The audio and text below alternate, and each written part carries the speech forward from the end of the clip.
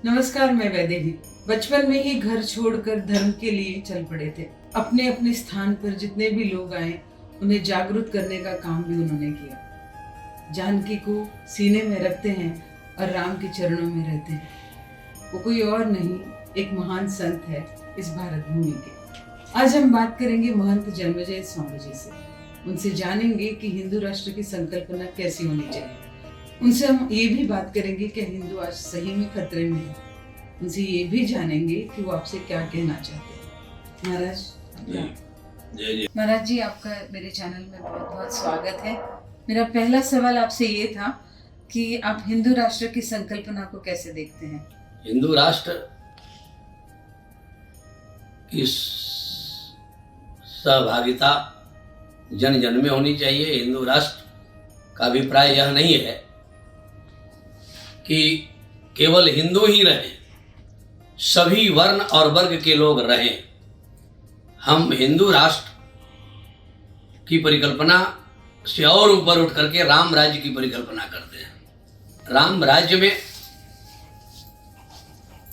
हमारे सारे मनोरथ पूर्ण होते हैं। और हिंदू राष्ट्र तो रावण भी सबसे बड़ा पंडित था। रावण कोई गैर अदर जाति का था ऐसा नहीं। तो उत्तम कुल पुलस्त कर नाती, शिव बिरंची पूजे बहुभांति, उत्तम कुल का था। वो भी हिंदू राष्ट्र ही में ही था। बाली का साम्राज्य देखें, गिरी कंदराओं में छिपे हुए, बिछड़े हुए, पिछड़े हुए, जो हर प्रकार से कंपित थे, हर प्रकार से उपेक्षित थे, हर प्रकार से दलित जो थे, उन सबको श्री राम जी ने जोड़कर एक पूरे राष्ट्र को एक करने का प्रयत्न किया और पूरे राष्ट्र को एक कर दिया। पूरब से पश्चिम, उत्तर से दक्षिण, ऐसा साम्राज्य जिस सिंहासन पर बैठने के लिए देवताओं के राजा इंद्र भी लज्जित होते थे, ये अपेक्षा रखते थे। अवधराज सुरराज सियाई, दशरथ धन सुनी धनद लजाई, तहीपुर भसत भरत बिनुरागा, चंचरीक जिमी चंपक बागा। गोस्वामी जी लिखते हैं ऐसा साम्राज्य और सिंहासन का को एक ताक में रखकर श्री राम जी ने वनवास में जाकर वन गमन करके सभी गिरिजनों को, हरिजनों को, पिछड़े हुए को, बिछड़े हुए को, यहाँ तक कि मानव ही नहीं अपितु बंदर भालुओं को भी जोड़कर एक श्रृंखला में एक माला की भांति सबको पिरो दिए। तो हमको राम राज्य की परिकल्पना पर विशेष ध्यान देना चाहिए। और राम राज्य जब आ जाएगा तो हिंदू राष्ट्र तो अपने आप और साम्राज्य जो है सभी की प्रसन्नता, सभी की एकता, अखंडता कायम रहेगी। विशेष संकल्प हमारा होना चाहिए राम राज्य। राजा राम जानकी रानी, आनंद अवध अवध राजधानी। राम राज्य की परिकल्पना पर चिंतन करें तो गोस्वामी जी ने एक एक लाइन में सूत्र दे दिया। राम राज्य बैठे त्रैलोका, तीनों लोग, केवल विश्व भारत नहीं। आज हम केवल अपनी जगह पर कितना सुंदर व्यवस्थित बना सकें, दूसरे कोई उपेक्षित हो जाए, दूसरा कोई बहुत वो प्रताड़ित हो जाए, दूसरे कोई के दुख और दर्द संवेदना को हम देखने के लिए भी तैयार नहीं, सुनने को भी तैयार नहीं, केवल हम अकेले सुखी रहें।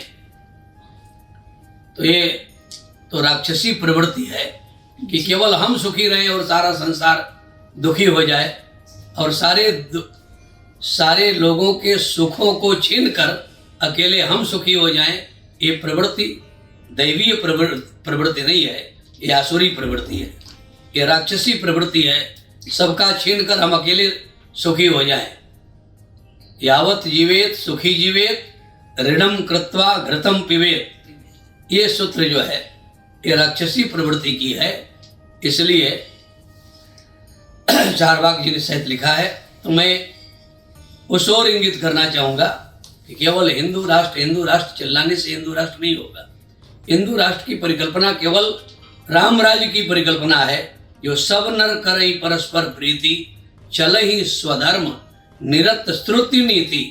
रिजल्ट बोले अल्प मृत्यु नहीं कौनि उपीरा, सब सुंदर सब भिरुज शरीरा, नहीं दरिद्र को दुखी न दीना, नहीं को अबुधन लक्षण हीना।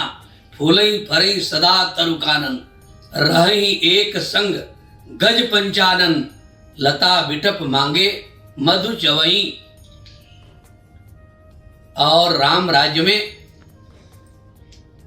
भारत भूमि के और इसी हिंदुस्तान के साधक आराधक उपासक याचना करते थे देवताओं से, इतनी लिमिटेड बारिश होनी चाहिए, लिमिटेड गर्मी होनी चाहिए, लिमिटेड ठंडी होनी चाहिए। तो मांगे बारिद देहि जल रामचंद्र के राज, मांगने से वृष्टि होती थी।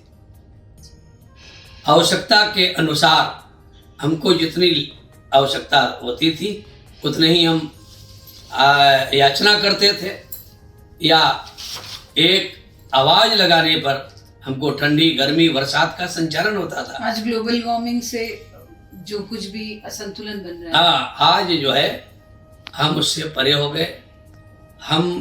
हमारा स्वार्थ कहीं चरम श्रृंखला को भी ऊपर छू करके जा रहा है। हम चाह रहे हैं कि सब लोग दुखी हो भले हो जाएं, हम केवल सुखी हो जाएं।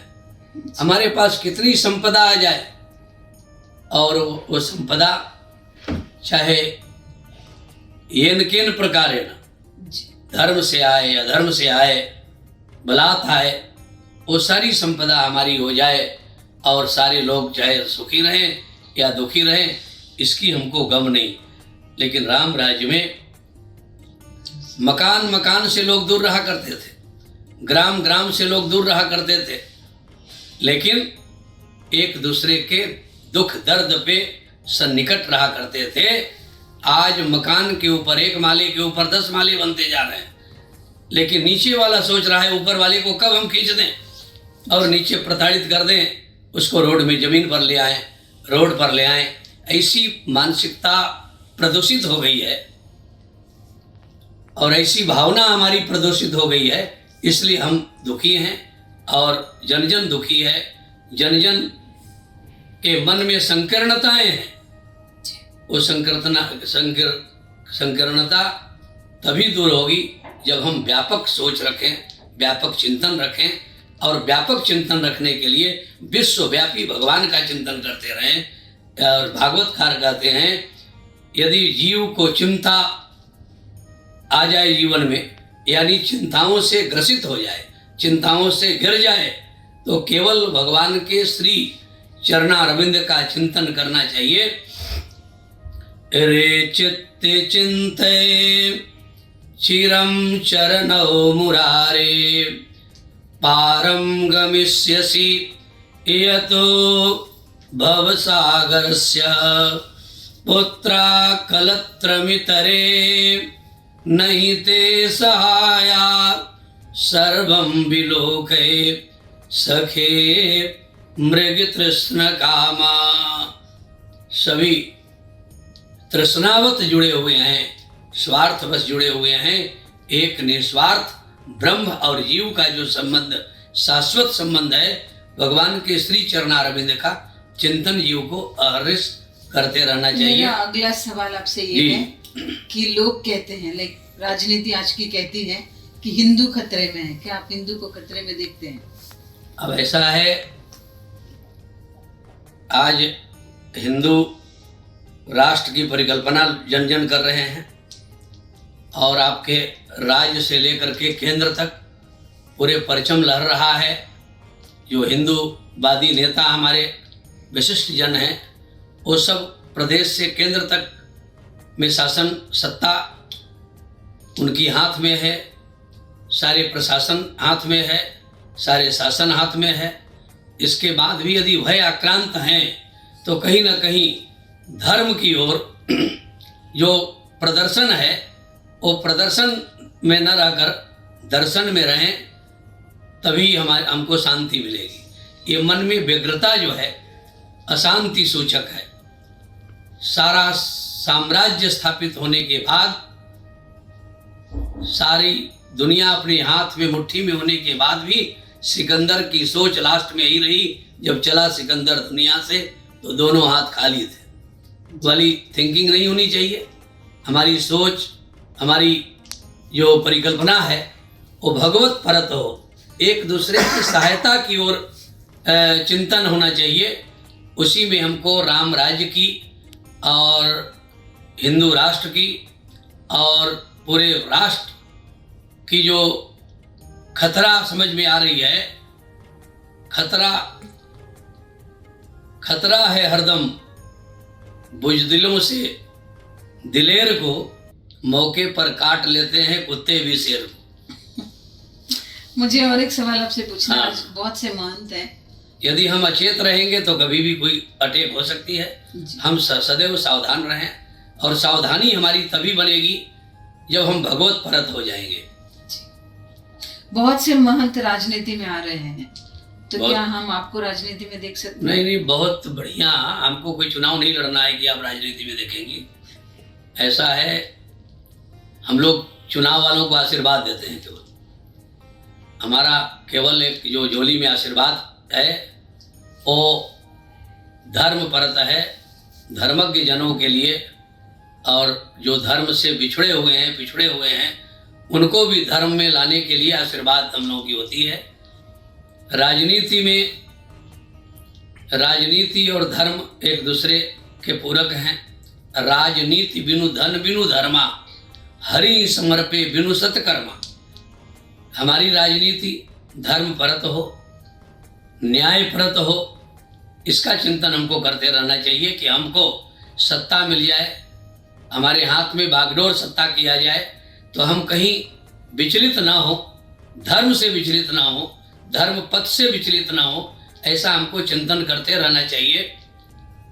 वैसे राजनीति में तो तमाम ऐसी बिंदु आती है कि कहीं ना कहीं हमको न चाहते हुए भी कुछ कदम धर्म में और अधर्म दोनों पथ में रखने के लिए मजबूर होना पड़ता है। इसलिए हमारे यहाँ कहा गया है, योगी योग पथ से भ्रष्ट भी होता है तो राजा होता है, और राजा यदि राजपथ से भ्रष्ट होता है तो नरकगामी होता है। जा सुदेश प्रिय प्रजा दुखारी, सो नृप अवसी नरक अधिकारी। मुनि तापस जिनते दुख लाही, सो नरेश बिनु पावक दाई। वो राजा बिना अग्नि के जलता है। जिस राजा के राज्य में ऋषि महर्षि साधक आराधक उपासक भगवत हर्षक भगवत भक्त दुखी होते हैं और उनको संतप्तता होती है, तो बिना अग्नि के वो जलता है। मुझे एक पूछना था सवाल कि धर्म और अधर्म को आप कैसे देखते हैं? थोड़े से शब्दों में अगर बताएं। ऐसा है कि धर्म और अधर्म ये दोनों एक जुड़वे भाई के जैसे हैं, जैसे दिन और रात।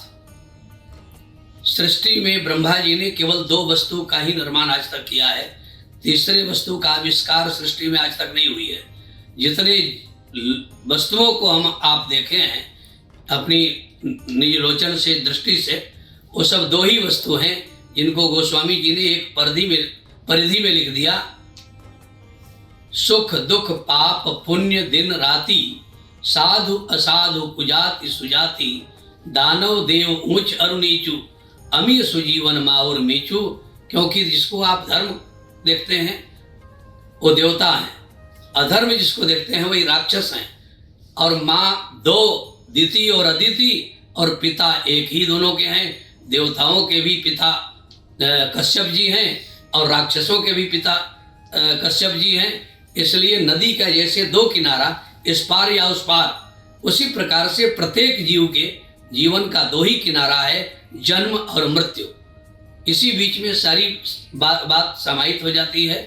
हमको सावधानी बरतनी है, हम देवताओं के पक्ष में रहें या राक्षस के पक्ष में रहें। ये राक्षसी प्रवृत्ति और दैवीय प्रवृत्ति या दैवीय संपदा और आसुरी संपदा, ये 2 संपदाएं हैं। दोनों पर चिंतन और विचार मंथन शास्त्र सम्मत होनी चाहिए। जय श्री राम। लोगों के लिए आपका एक संदेश? लोगों के लिए सब धर्म पथ पे चले, धर्म वेता हो और धर्म से हम धर्म के ध्वजा लेकर के जब चलेंगे तो हमारा जीवन सुखी रहेगा, शांति परत होगा और जन जन को हम सुख संपदाओं से परिपूर्णता की ओर देखेंगे जब सब धर्मज्ञ होंगे। इसलिए हम धर्म का ही अवलंब लें, जो धारण करने योग्य है वही धर्म है। जय श्री राम। अगर आपको ये एपिसोड अच्छा लगा तो लाइक शेयर सब्सक्राइब करना ना भूलें। फिर मिलते हैं अगले एपिसोड में संतों से बातचीत करते हुए किसी और विषय पर। तब तक के लिए नमस्कार।